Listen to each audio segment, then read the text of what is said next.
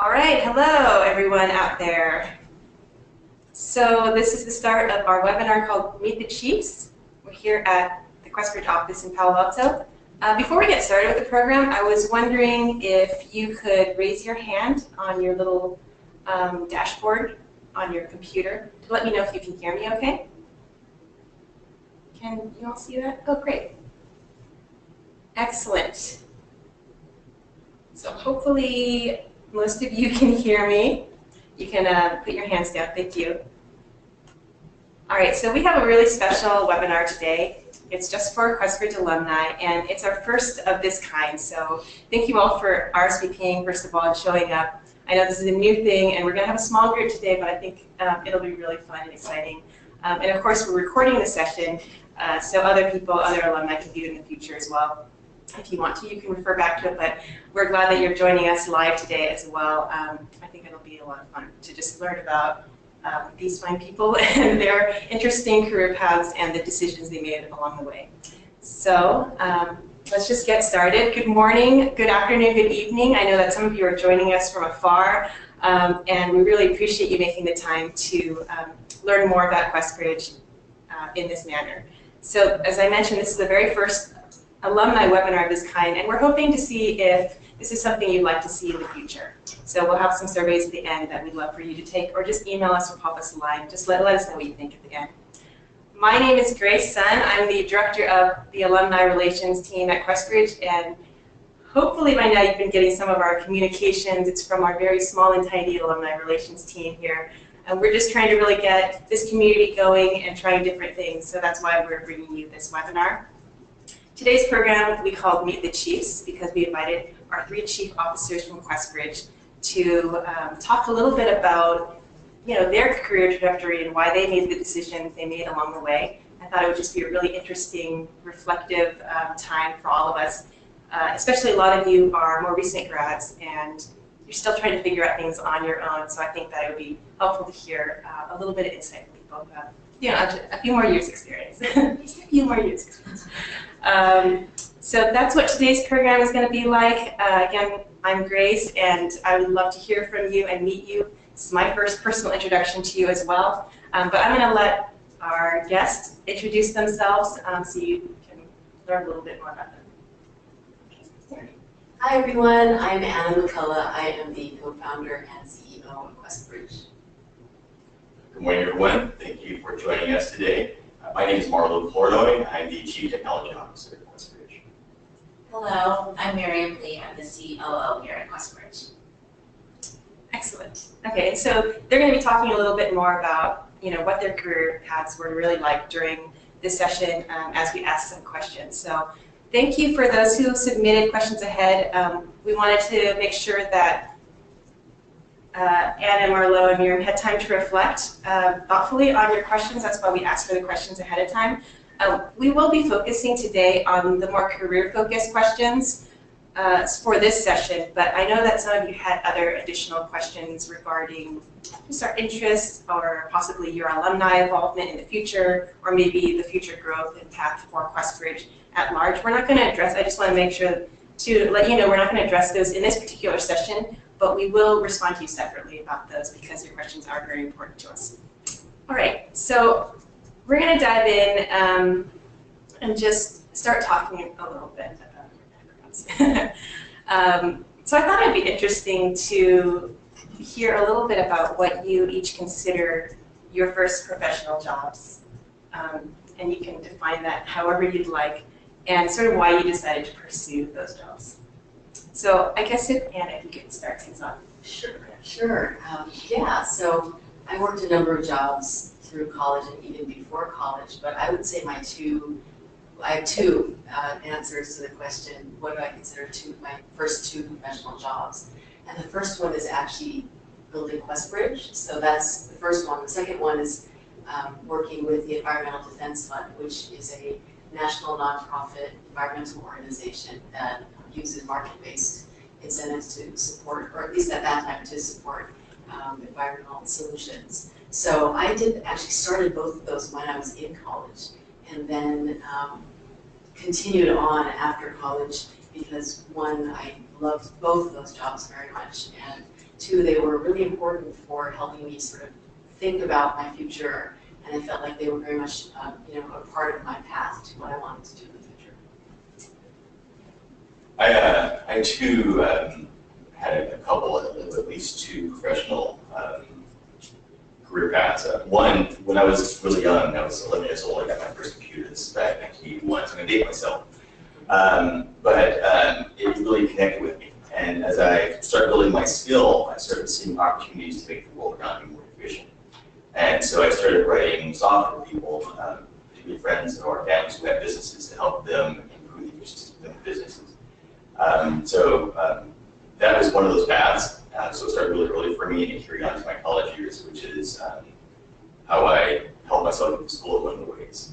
Another one was I was hired as what was called a programmer back in those days. Today we're called developers. At a healthcare company, they was a company of 2,000 people. They're called a preferred provider organization, so they provide healthcare insurance. And it gave me a different perspective on how to provide value to a larger organization that has a larger impact on the world that they serve. So that was a very important inspiration professionally for me.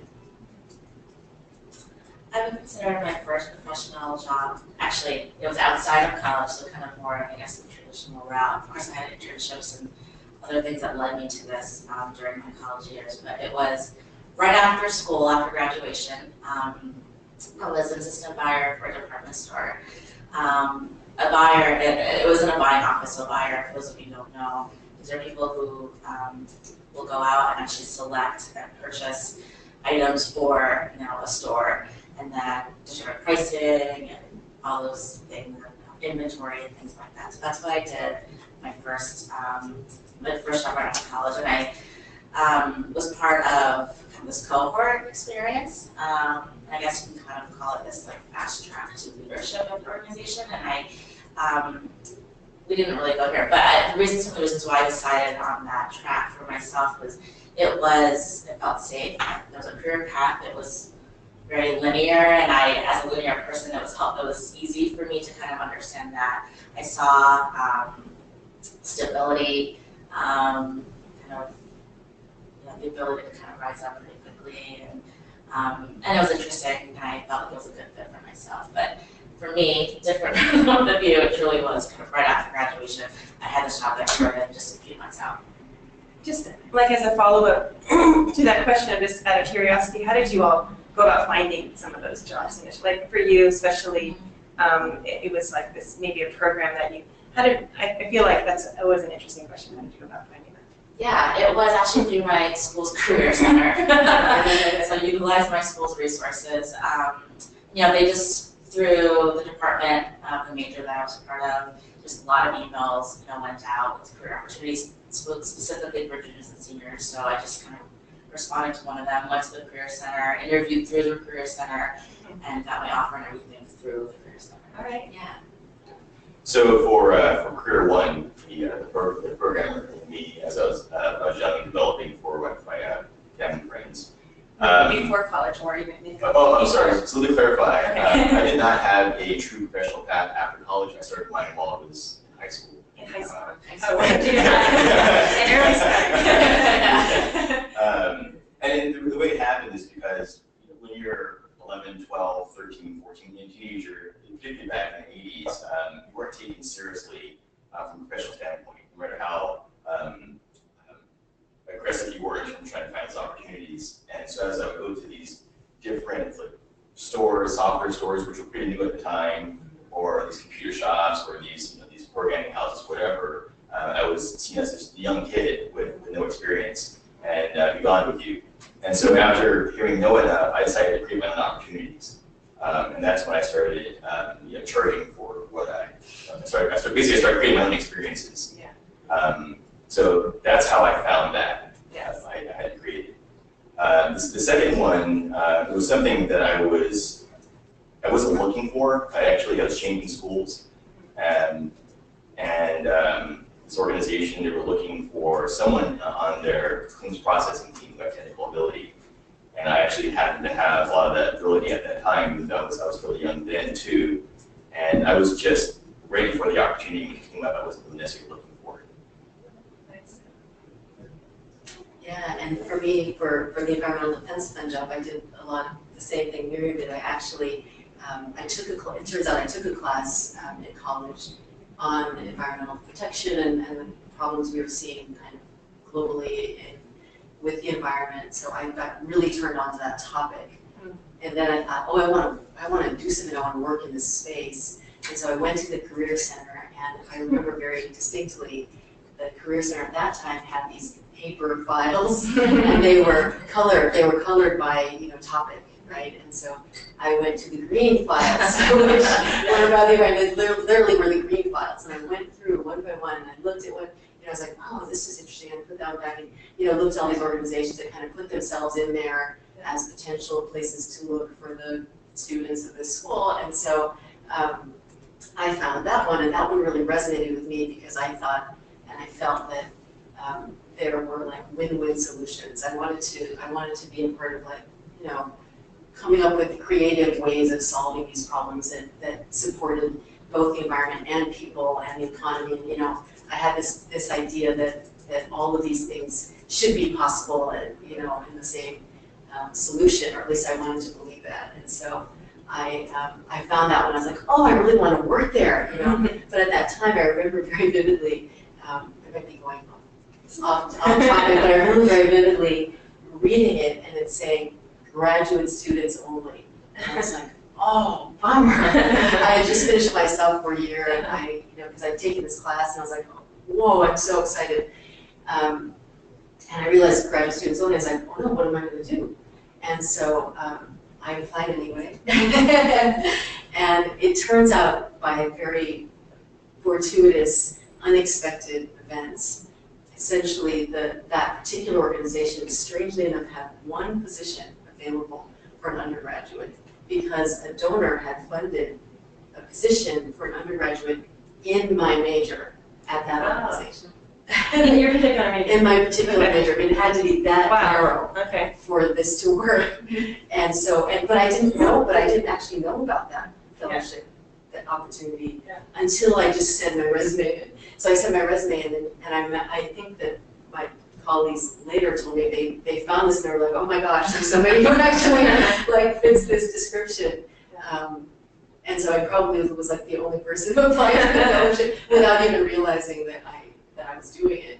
And so that's how I found that one. It literally became like my favorite job, even to this day. I think QuestBridge and that have been my Environmental Defense Fund, are my two sort of the jobs that I think that really shaped me, but also are the ones I have the most affection for because of how, partly because of how unusual it felt and special it felt for me to be able to work there. Yeah. And then on the Quest side, as you know, I founded it with Michael McCullough in college. So it was around actually this very same time. I was sort of maybe waking up to the idea of, hey, I have to start thinking about what I want to do, and I'm excited about these two things. Your sophomore year. In my sophomore year. In my sophomore year. And so these two areas of sort of working with youth and education and working in the environment were really my two passions. And so building QuestBridge was a total joy and challenging and crazy, and felt very entrepreneurial all the time.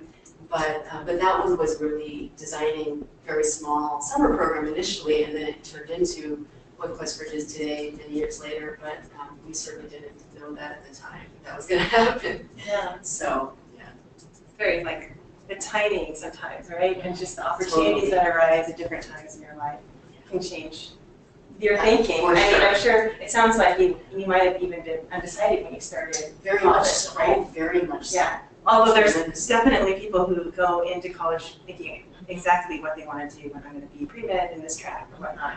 If you took that class and it happened to sort of pique some of your interest in the environment, which you didn't know this too. Yeah, absolutely. Yeah. I mean, I always kind of loved nature, but I didn't really realize I could actually do something or have that be part of how I spend my days to try to solve problems around that stuff. Yeah. Well, so the next question, we had a couple questions. Thank you to Salomowit and Ryan for submitting some questions about, basically about how you choose to navigate your career path. Especially in a way the first couple of years after college, but also kind of along the way and as you made your way through different jobs and whatnot. I guess the question is sort of like, how did you decide really what came next for you? Because obviously you're sort of been, well, QuestBridge has been with you for a little while, but you went other ways along the way as well. Sort of, how did you set your path? I mean, were you just exploring along the way, or how did you make those little decisions? Maybe not little, they were always big at the time, but now in retrospect, how did you make those decisions along the way? Marleaux, actually, you want to take that one? Yeah, that's a tough one. I've had this really meandering path. And I never tried to determine what path I wanted, but I always understood what my motivation behind doing things were. One of them in particular is always creating value for others, right? And so every decision that I made, what was going to come next is, am I creating value for other people, right? And in organizations where I didn't find out I was either creating value or I wasn't growing and becoming stable, that's when I found like it was time for me to move on. But also, I also cared about the people around me, and I wanted the organization to care too. Not in a way where you're so sensitive that that you cry with the cry, but that you empathize with them. And when I found organizations to be toxic and harmful to people, I knew that wasn't the place for me. And so in one way, part of my path was based on, okay, where can I go create value? Where can I do in a place where the people are valued, right? And so I would say that I wasn't looking for a particular path, but I was looking for the opportunities to do those things, and be inspired and be impacted, and also do the same for others. That's great. I think that I can add to that too. I really like what you said, Marleaux, but I also think for me, it was also what value do I want to add, and what do I want that to look like for me in my life and my career path. And that's, I think my career path hasn't been that, it's not that meandering or anything like that. I started off in the buying office, like I said, and then I just pivoted and went back to education, or went to education. I say back because I actually started there freshman year in college. I knew I was going to be in education, and I kind of strayed from that and then came back to it. And so it was just that one pivot point for me. And I think for me it was, okay, I'm in this kind of a corporate world, I'm doing what I'm doing, and I enjoyed it, and I felt like I was doing well in it. But I would go home and I'd kind of, is this what I'm thinking about? Is this what I'm wrestling about? Is this what I feel kind of speaks to my heart in it, in the same way that I feel like it was in other things that I was doing? And after a lot of kind of soul searching and thinking about it, I realized it wasn't. And do I want the work that I'm doing to reflect that? Yes, I decided that yes, I did. And so it was a big decision. It was risky. I think I was leaving kind of this safe environment. Like I said, this like I'm a planner, so kind of having this plan in front of me, it feels really good to then kind of pivot away from that. And then I think that was like for me, it was really just what did I feel like I needed to do at that time. And I think as I think about kind of my path from that point on, I think what I've learned is I can't plan five steps ahead. As much as I want to, as much as I feel like that's helpful for me, and as much as I feel like I force other people around me to do that, I realize when it comes to your job, your career, and your kind of life in that trajectory, in that way, in that moment, in that time frame, you have to decide what makes the most sense for you logically, but then also with your heart as well. So with your heart and your head. And that's kind of what I've been doing. I've been at QuestBridge for, this is like my 8th year now, so it's kind of hard to say, oh, you've been making these decisions, but I have like shifted gears and shifted kind of roles while I've been here, and I think with each of those shifts, and Anna knows, it's just like, what do I feel makes the most sense for me, my life, my circumstances at that moment, and that's kind of what I've been going with. Ensuring that it makes sense in the big picture, but not so much focusing on the big picture. So.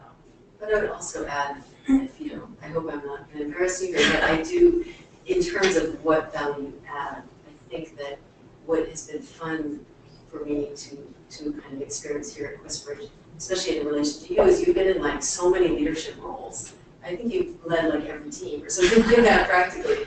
And every step you're just like adding a lot of value. And now the role that you're playing is like perfect because you're able to bring all that you know about the intricacies of what has to be done on the core program teams, but you also have this larger context and picture of what our mission is and what we're trying to really do in the larger scheme of things, in the big picture. So I think it's really fun to see that all come together in one role, which feels like, on the one hand, fairly general, but on the other hand, like really, really specific too. Right, and I think if you had asked me 7 years ago, you know, what do you want your path to look like? I would never say to be the CEO. I mean, that didn't even exist, right? My mind can't even go that far, but. In fact, if you don't mind my interruption, we created the role, you were the first person to fill it. Right? So that's pretty fun.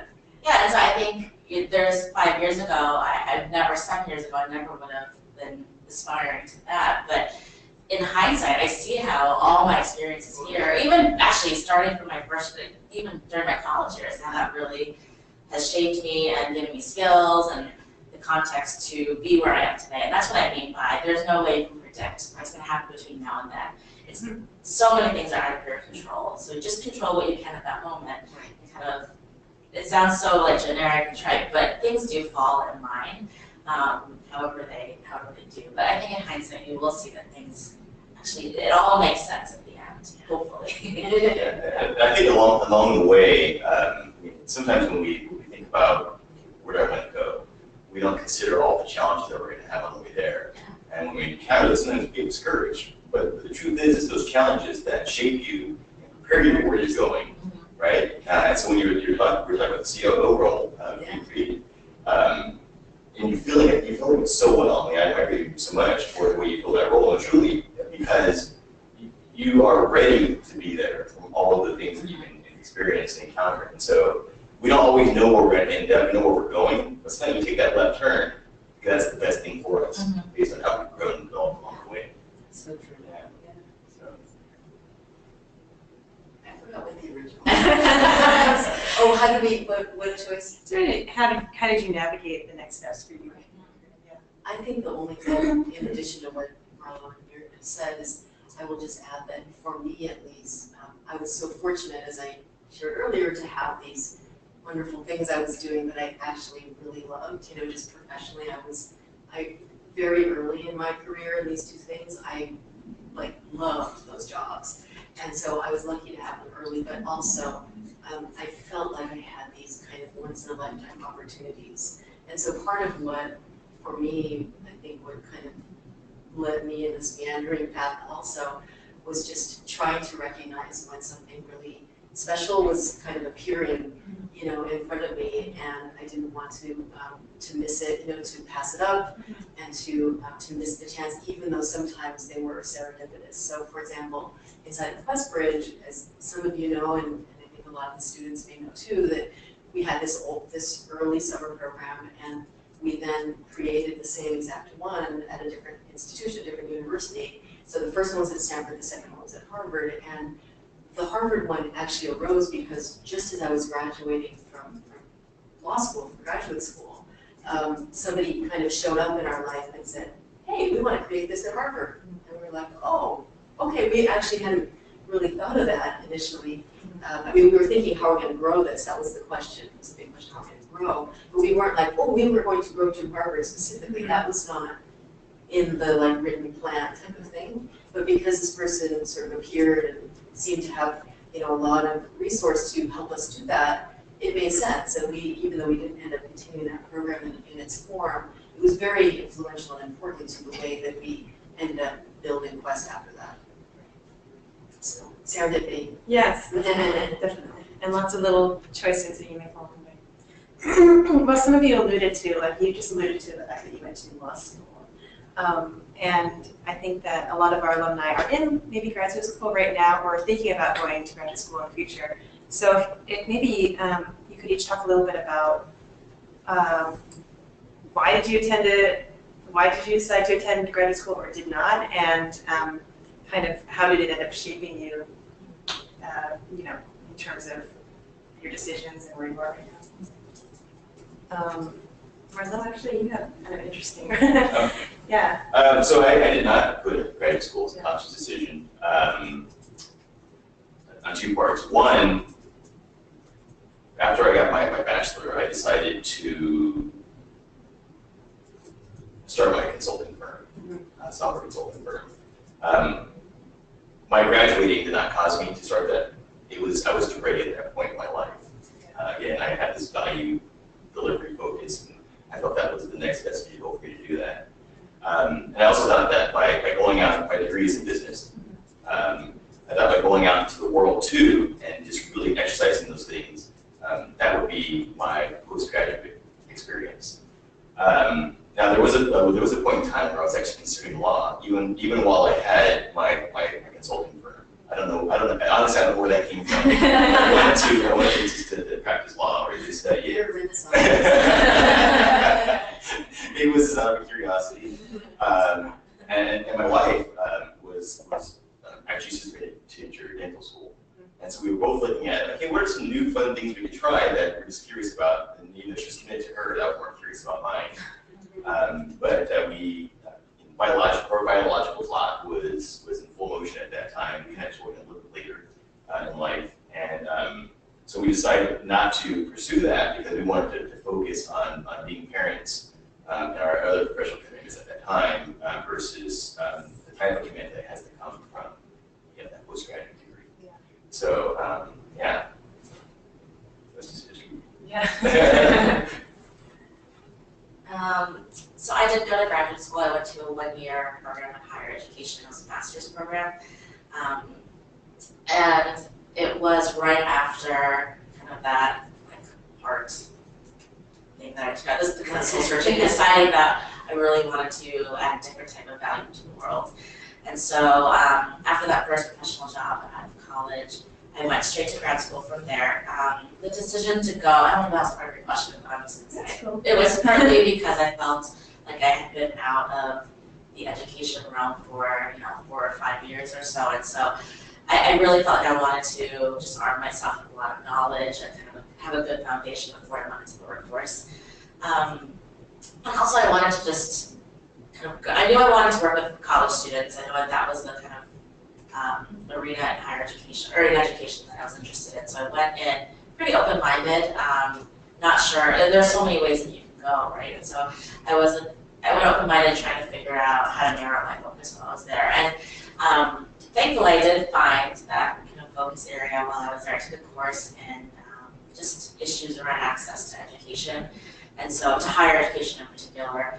And so that's really, the professor was great, and I learned so much. And I think it was the first time that I, from a scholarly perspective, kind of heard and learned about just kind of the injustice in the world in that way. And so it really spoke to me and resonated with me, and I felt like, okay, this is it. This is really what I want to pursue. And so from there, I transitioned to work in an admissions office. So it absolutely, and then to QuestBridge after that. So it absolutely helped me to kind of find my focus and give me, like, kind of clear the path for me to move forward. And this is where we are. So it worked out really well for me. So Miriam, you mentioned to me before that you actually were like a human development major, is that correct? Yeah. In undergrad, and that you were interested in teaching at some point, is that correct? So I guess I'm curious what happened to sort of that initial interest in that. I mean, of course that class you took was very pivotal and you decided to kind of go towards the college access and higher ed, but I'm just curious about what happened to that. Yeah, exactly. Yeah, that's a good question. My parents asked me that too. Growing up, I thought I wanted to be a 4th grade teacher. I had pretty clear. I think I just had a really great 4th grade teacher. Yes. And so, as a young child, I was like, so it completely shapes your role model, right? Yeah. And so I went into college thinking I wanted to be a teacher, and so I actually looked at just education programs and also planning colleges.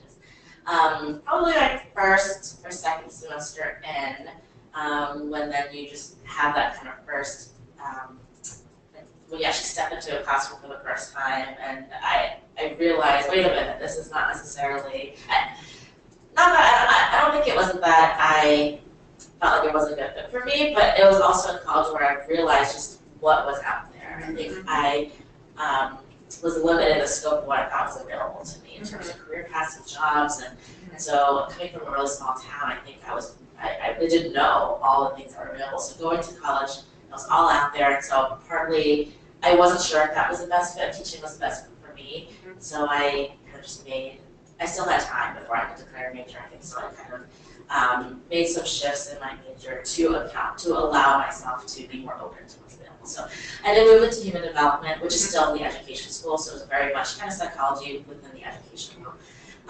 And then added a sociology major after that, which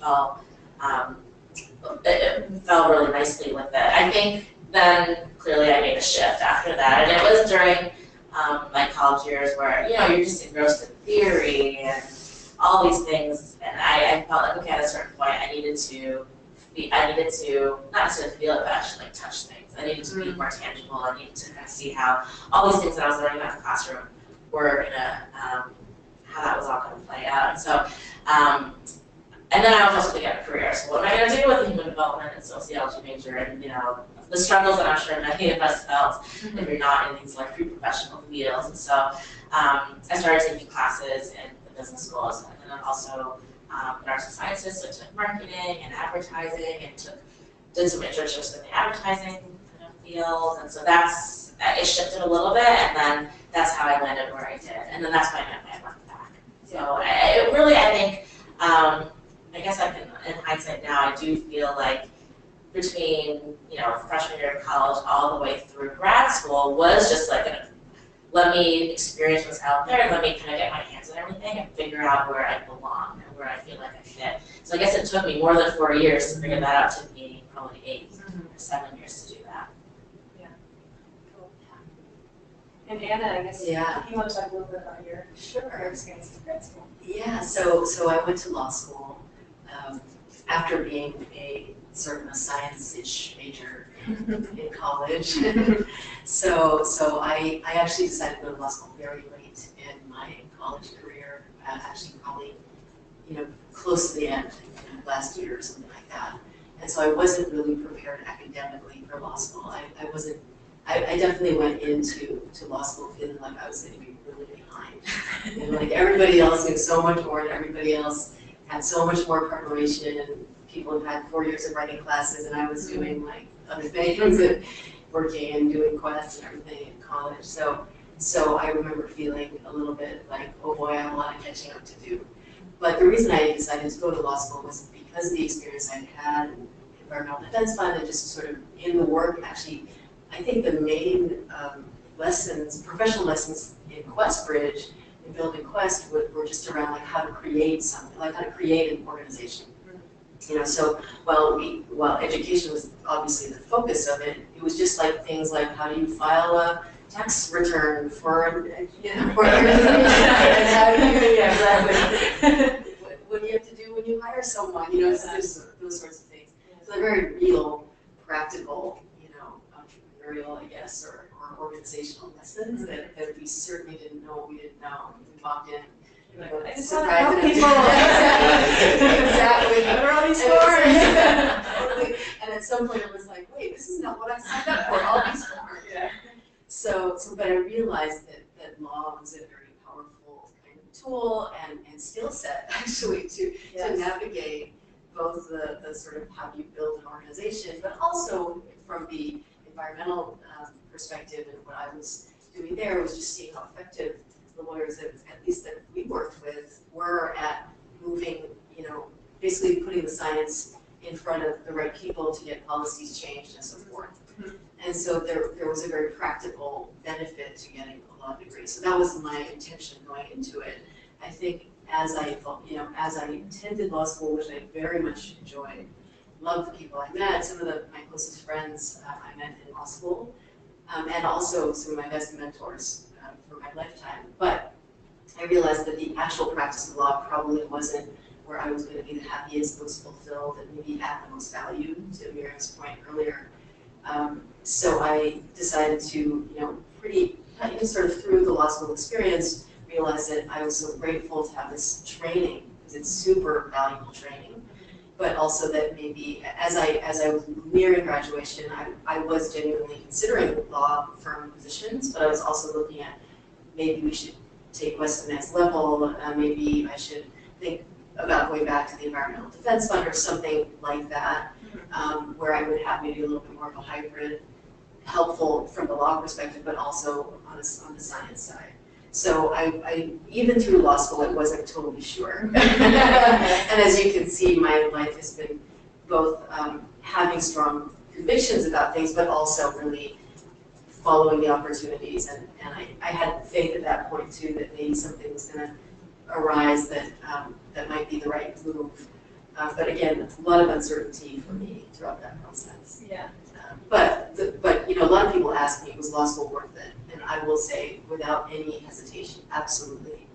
And I think as a lawyer, I would have also enjoyed it. It's not to say that I think there's something, you know, fundamentally problematic about that, other than for me, because of my personality, maybe my interests, I could see that and also because I had these jobs in the beginning of my career that felt like they hit every single part of who I was. You know, it's like my head, my heart, you know, even from the standpoint of being able to like be healthy as a person, you know, I felt like at some point I wanted to find the right fit, whether it was law or some other place. And I would continue to look for it until I found it.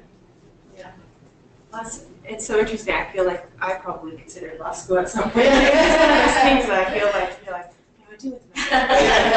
I law school.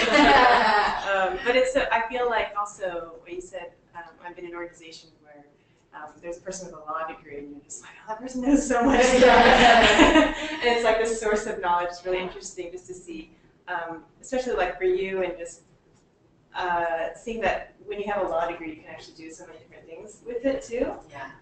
Do you feel like a lot of your law school friends went off to doing different things besides practicing law? Absolutely, without a doubt. A number of them are practicing law and very successful at it. Yes. And even some of my colleagues are in really important judicial positions now in the country, and they're really hugely making an impact. And when I read them in the news, I'm like, oh, I'm so glad you're in that role. So, yeah, that's true. Yeah, you're doing that. Oh my gosh, you do so much good really as in that role. But yeah, a lot of my colleagues and friends are no longer practicing law, but they're doing something where they're using their law training. Right. You know, so for example, I have a very good friend who works in immigration, and he's kind of leading a whole division of the organization. But the law certainly comes into play probably on a very regular basis for him. So you can do a lot of good. I mean, I know that this is another question for the future, for the next steps, but you know, I also was able to go into consulting and other, even beyond the nonprofit work that I'm doing now in education. I've also sort of worked in other fields, and I think the law, at least I would say the law degree did not limit my ability to move into other spaces. That's true. Yeah. Yes.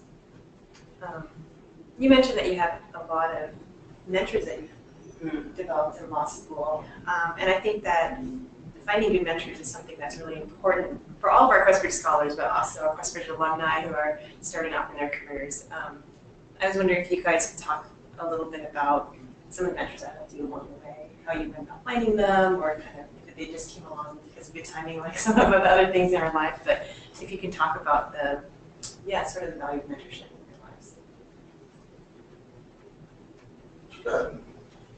I'll start.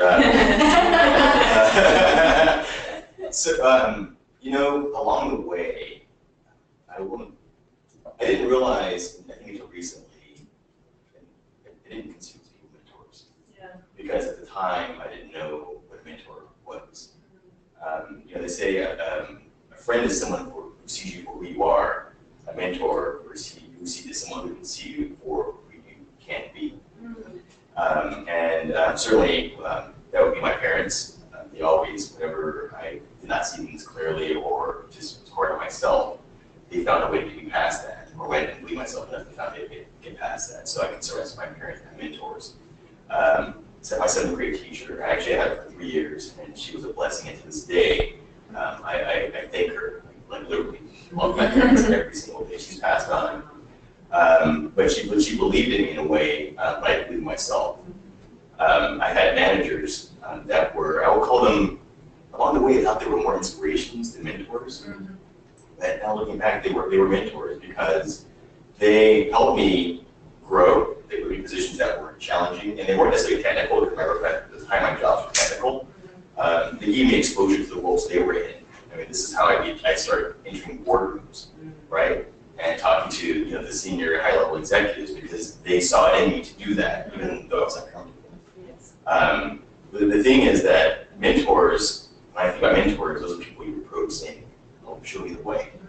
I never did that.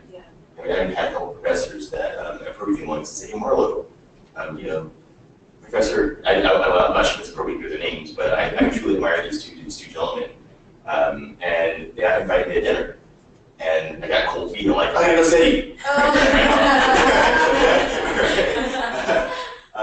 But from afar, I mean, they were inspirational to me. But I never asked anyone, "Can you show me the way?"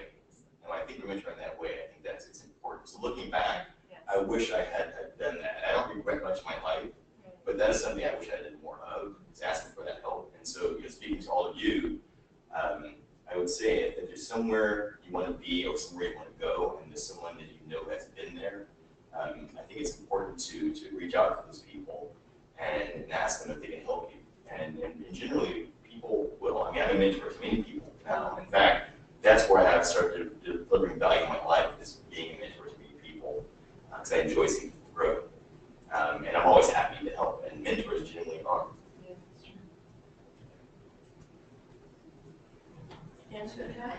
Okay, so I was just reflecting on, so yes, I found a lot of wonderful mentors in law school, but just to kind of tie it back to what I said earlier about the rainbow files and the career center at my school, there were also physical binders on a shelf. You could open up and be like, if you're interested in this topic, these people have literally given their resumes, put their resumes in these binders. I don't know, they must do this now, but digitally at different schools. Where it's like alumni, alumni will give their, keep that given it, right? It's gonna be interesting. It's gonna be interesting.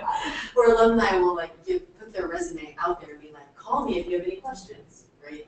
And I actually remember physically, because I, didn't know anybody in the field that I thought I wanted to go into, and also because they were right there, and it was so nice of them to offer their, resume to undergrads who were totally clueless. I decided to call someone, so I went, I was like, hi, and I don't remember if I emailed or called her. I don't even know if I guess we did. Anyway, but I actually reached out to some of them, and as it turns out, I just remember this, that one of the people I found was a lawyer at the Environmental Defense Fund. And so on top of my just randomly applying, because I saw this rainbow file, I also think somebody in there was like, hey, she reached out to me, type of thing, right? So I think when they were probably talking about who is this person that applied when we just sent it through to students only on the thing, that I think that just because there are more than one way that I kind of tried to infiltrate the organization, it maybe was one reason that it helped, Yeah. So I think that I did sometimes. I wasn't always that good at it, but sometimes I would do the cold call thing, and that would be the equivalent of a cold call. Yes. But it's somebody who offered to help. It's just that they didn't offer me specifically to help. They just offered any undergrad, right? Mm-hmm. And I think that there are people out there who are like, let me know, if you have a question. And some of our QuestBridge scholars now, when I interview them on video or whatever for speech I'm giving or something, one of them I remember very specifically, he looked straight at the camera and he said, if you have any questions, call me. And I know he meant it. So any QuestBridge scholar who has a question, he would be available. Yes. And I think that there are quite a few people out there, if you just sort of make it known that you would like some help or advice or whatever. I think fundamentally people really like being helpful. At least that's my experience. So there's that. And then in law school, I think partly because I was building QuestBridge and had done this work at the Environmental Defense Fund. I think that I was able to sort of, just meet really interesting people, and then sometimes there's this connection that you make, and it's not with everyone, right? So I think that it's important also to say that, you find your mentors, at least in my experience, after talking to a lot of different people, and it's not like it's going to happen immediately or right away, right? I think that people have varying degrees of connection with you. And so, and that's fine and very natural, right? So I think some of my closest mentors were people I met that, in addition to being really helpful to me professionally, were also people that I felt like I could really just relate to, or they could relate to me, or I got to know their families or whatever. And that makes it even more rewarding when you can have that level of relationship with them. Yeah, that's true. I think there's like different sort of levels of your relationship. Like, I think sometimes the word mentor feels like it has to be this really deep, engaged relationship, which sometimes it is, and that can be really meaningful, but sometimes it can be like one phone call. That's right. And I remember I had one like that where I called somebody who's very influential and very, and it was a cold call. Yeah. And I know what I was doing, but I was like, why not? Yeah, And, you know, and she took my call, and she was actually like one of the Stanford admissions deans who had retired, and to ask about admissions work. And she took my call, and she was so kind, and she just said these pithy things that like just stuck with me. You know, it's like a 5-minute phone call, so it's kind of like those little micro interactions can be really influential for those life lessons. Yeah. So. I think in addition to, I mean, everything you said, you all have said, and I think in addition to kind of going out there, getting out of your comfort zone, and maybe making a cold call or just asking, I think sometimes it's really hard for people to do. But also, once you have made that connection, I think it's really important to, as I say this, I'm like, oh, Miriam, you need to like call this person, but I'm terrible at this, but you need to put in effort, put in the effort to stay in touch and to keep people updated with what's happening in your life, and then also just to, if you're mentoring someone, or even if you have just a kind of that like special relationship, just to be reaching out to them too. Any relationship takes work, we all know that, right? And I think this is one that is worth kind of a career or thinking about your life and career trajectory. I think it is worth putting that time and effort into. So I will call.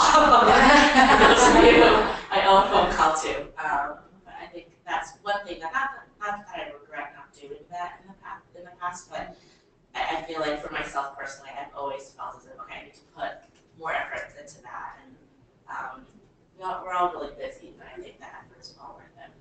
I couldn't agree more, and I will say now that I'm in this stage of life and I get to mentor people, I love when I open up my inbox, my email inbox, and the subject is life update. I just love that. You know, I actually just got one the other day, and I love seeing that because it feels like we have this connection, even if it's been 6 months or even a year. Like, it's okay, right? And we don't have to. People should not feel anxious about it if it's been a long time. If the person, if you have a connection with them, if they care about your life, they're going to care about your life, even if it's been a while. And also, even if you don't hear back from them right away, don't take it personally because people are busy, right? And so, so I think knowing how to navigate those relationships and to just help them be successful. I love this, staying in touch and keeping connected, but also making sure that it doesn't feel like pressure so that it's forced. But on the other hand, know that they're so happy when you, I mean, at least in my experience, I'm so happy when people reach out and stay in touch. Yeah, who doesn't love to get that email? I know, right? A random person even if you haven't heard from them. Yes. Yeah, it's always like such a delight. Yeah, I think even as the protege, that's the other side of the mentorship relationship, right? For me, just I'll say selfishly, just being appreciative of what those people have given me and honoring the time that they have given me, and the again, back that it's mentors what I do now, honoring the time they spent with me, and just projecting what they did with me out to the rest of the world as well. So I think in general mentors appreciate that, knowing that even if they don't hear from you, they know that they did some good that's going to continue. Yeah, that's true. Very cool.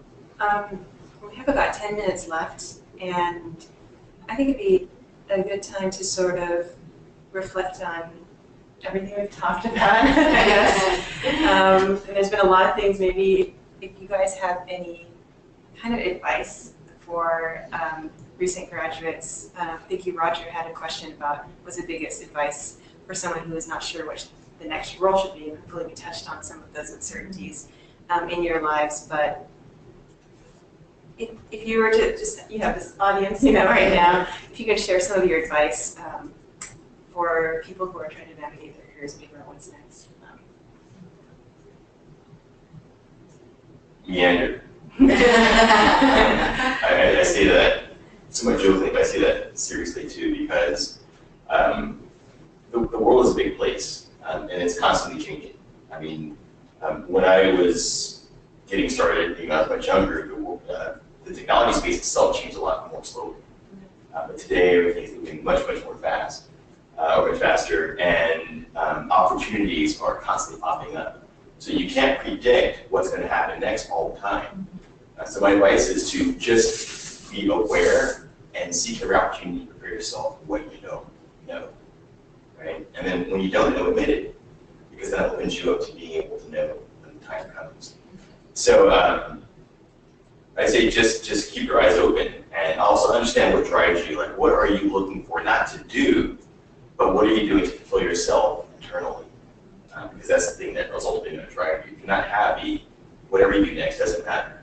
You'll get happy. So just focus on that.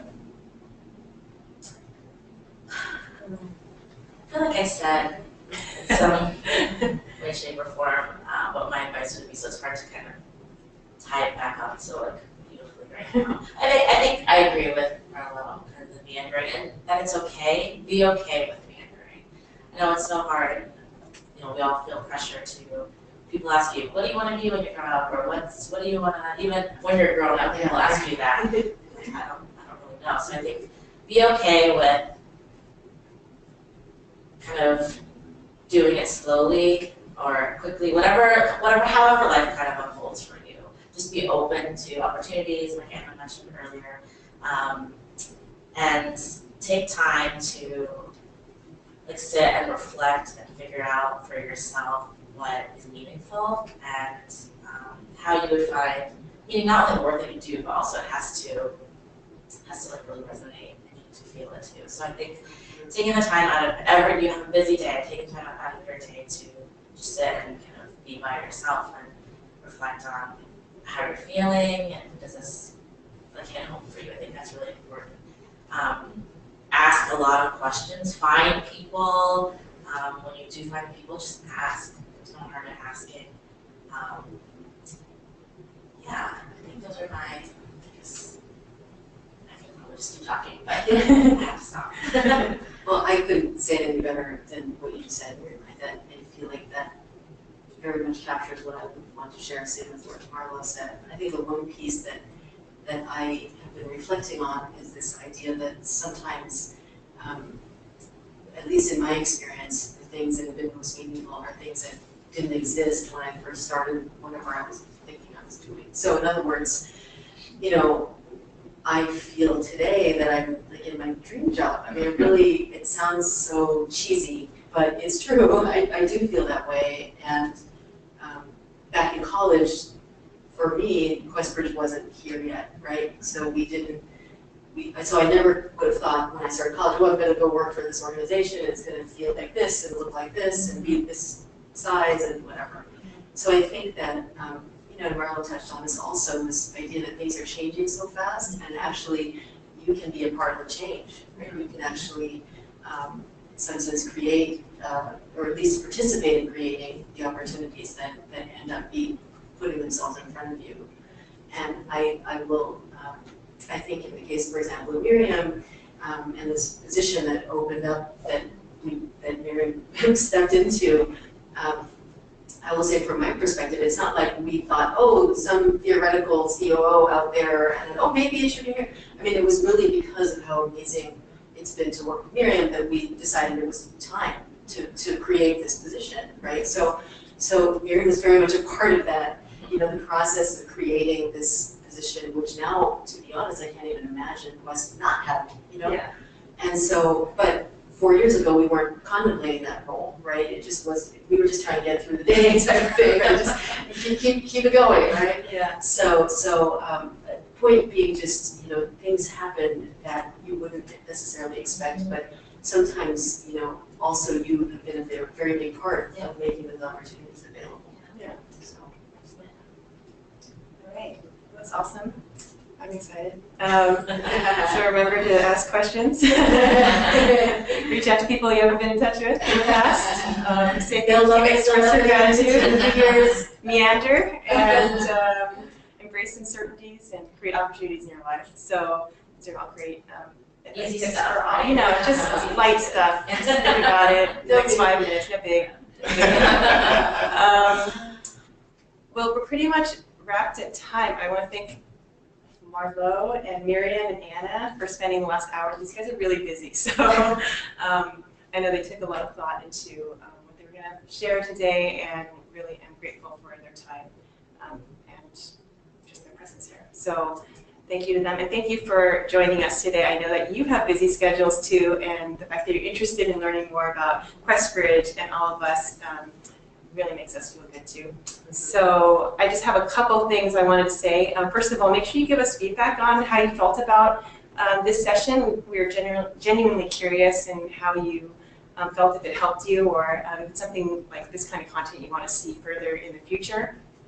Also, we have more opportunities available for alumni coming up. We have a deadline for some leadership opportunities that's coming up this Sunday, September 24th.